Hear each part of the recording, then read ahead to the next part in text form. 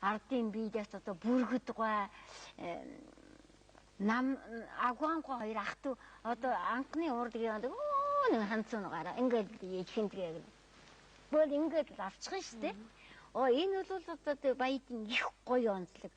Одоо усгууд ярьдаг шүү дээ.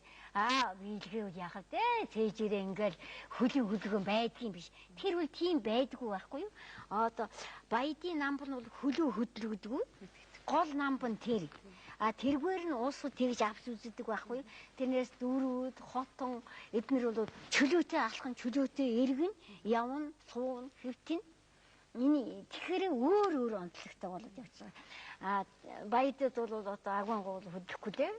Одоо жамиунгүй байна. Одоо ардын бийлгээд одоо тий сайхан улсуудын юунаас би 73 онд би энэ баруун 3 аймгаар явж судалгаа хийсэн юм л да. Тэгэл одоо хамгийн их ялдавдангуйтай, агуангуйтай бүргүүдгүйтэй уулзад энэ бүгдээс авч энэ бүгдийн юм цээжиндээ ингэж бичиж явж ингэсэн ихаа үндсэн дээр энэ номыг л одоо хооштой залуучуудаа үлдээхийн тулд энийг ялгаж салгаж өгөө.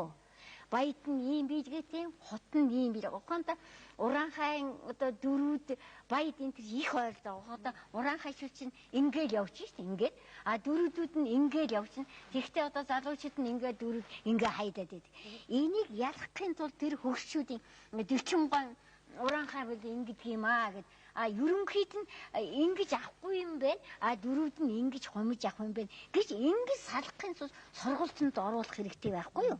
Энийг бол сургалтанд оруулж энэ одоо настангууд ингэж ярьдаг штэ энэ балет энэ бүжиг тавьж байгаа усууч нь одоо манийха биеийг хачийн болгож ийн гэж ингэж надад яриад идэг байхгүй. Тэгүүлэхгүй тулд тэр хөгшчүүдийн одоо ярьсныг бий болохгүй энэ тулд би энэ номыг ингэж бичиж одоо ингэж одоо багш юу яад ардын биелэг одоо миний шавнар одоо бүжиглэн одоо энэ манай шавнар одоо энэ мөнгөн цэцэг Баярбаатар одоо чимэт сэрэн хос баяр олон одоо сайхан шавнар одоо багш болоод Отгон баяр төмөр тогоо цөмөр одоо сайн сураад одоо багшилж байгаа их сургуультай цэцэг би анх нь 92 онд Монгол Улсын их сургууль язгуурын одоо судалгааны ангид төрөвч нь бол одоо Батсингэл Сүхбаатар цэцэг жаргал одоо цэцэг жаргал магистр сураад ардынхаа бүжгийг зааж хамгийн анх 92 онд л би энэ язгуур урлагийнхаа хичээлийг заагаад 93 оноос одоо хүртэл соёл урлагийн балетны ангид одоо энэ хичээл зааж ингэж байгаа. Монгол бүжигт нэр томьёо байхгүйчээс гадаадынх манай бүжгийг бол их ойшож өгөхгүй байхгүй. Одоо хичээл заана гэдэг чинь баримт байхгүй гэдэг. Би хичээлээ заадаг байхгүй. Одоо тэгээд дасгал бол бэлийнхэн ном байна. Орсын ном гараад л ингэж хийх. Иймийн тулд энэ нэр томьёо гэдэг хамгийн хэрэгтэй. Ер нь таны бодлоор Монгол бүжгийн урлаг одоо ер нь ямар хөгжлийн ямар үе шатанда явж байна? Ер нь хэрхэн хөгжиж байна? Танд ер нь ямар нэгэн тийм сэтгэл эмзэглэж явдаг юм юу вэ? Тэр тухайгаа бодсон.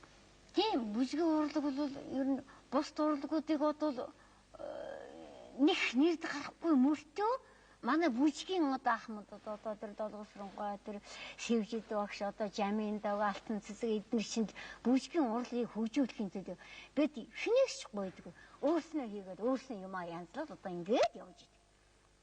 Одоо дуу бол ингээд дуулаадах ингээд гаяа толгож байгаа шүү дээ. Одоо бүжигт бол тийхгүй л байгаа юм. Тэгтээ бүжгийн урлаг бол ерөөсөө явдаг замаараа явдаг. Хонтки шийжид багшин одоо гоё ардын бүжгийг гаргаад хүүн одоо Сүхбаатар бол ардын ансамблын бүжгийг ямар гоё одоо дөрөв бүжгийн жүжиг болтроо тавьж штэ. Одоо ардын одоо бүжиг Монгол үндэсний одоо 93 наадам гэдэг чинь бас л нэг бүжгийн хэлбэртэй ийм юм. Тэрийг бол бүжгийн жүжиг болгоод ингээд тавьж ийн. Тэр одоо сурны дамаг, бүхийн дамаг гэдэг аюултай сайхан хизээс татдаг. Би сайхан тийм уран бүтээл болж шít. Ингээрээ одоо Монгол бүжгийн одоо нам төх харагдаж байгаа ийм сайхан юм байна. Ийм гарч ирж байгаа байхгүй юу? Тэгэхдээ миний эмзэгж явдаг миний язгуур ураг. бие биелгийг бол одоо Сүхбаатарчийг одоо халахтаа ингэж хойлдог. Холиод л одоо би нэг эртээ нэг зурагтаар асууж яхад тэгээд өөр хурцээ суулаад хаалхын ийм ялгаа яг бүх Монголын халахын бүжиг ингэж болохгүй. Халах бүжиг бол өөртөө намтай. Ойд бол өөртөө намтай, түүх бол өөртөө намтай.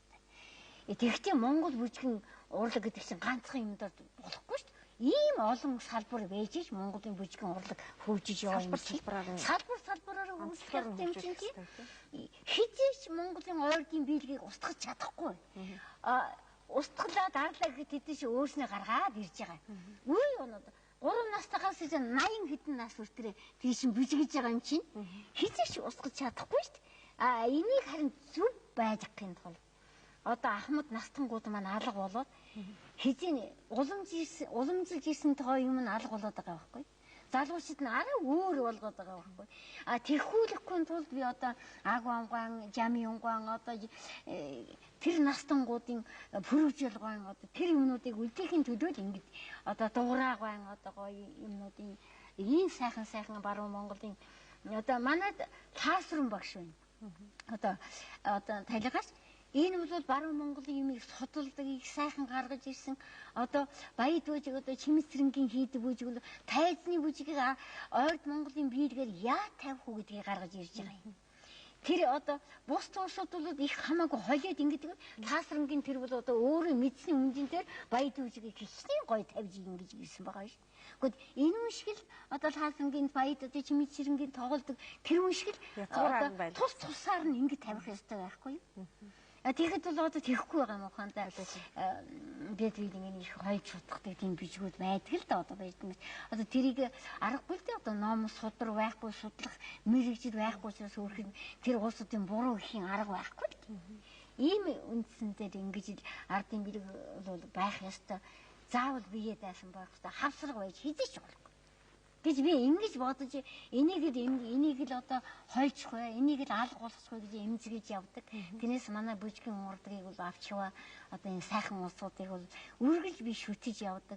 Одоо сайн бүжиг одоо бүжиг байна гэдэг чинь сайн бүжигчин байдаг тийм.